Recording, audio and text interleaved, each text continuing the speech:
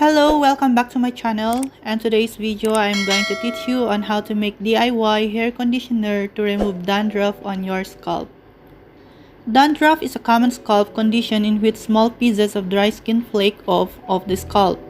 Many people believe that dandruff is caused by poor hygiene, but this is not true.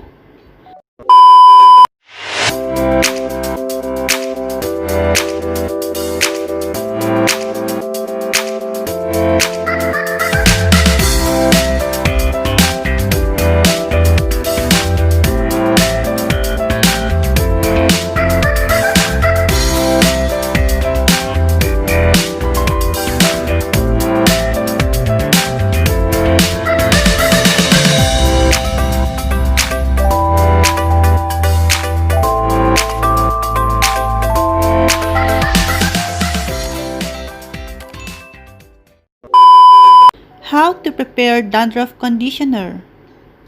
Step 1. Mix or beat 3 eggs in a bowl. Step 2. Add 2 tablespoons of olive or castor oil and 1 tablespoon of honey. Step 3. Apply the mixture to your hair and scalp.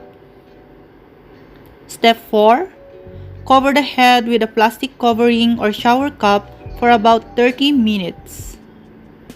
Step 5. Rinse the hair with cool water and shampoo. And you are done. Thank you for watching, and for more updates and videos, don't forget to like, share, and subscribe to my channel and click the notification bell so that you will be notified once I uploaded a new video. Thank you so much.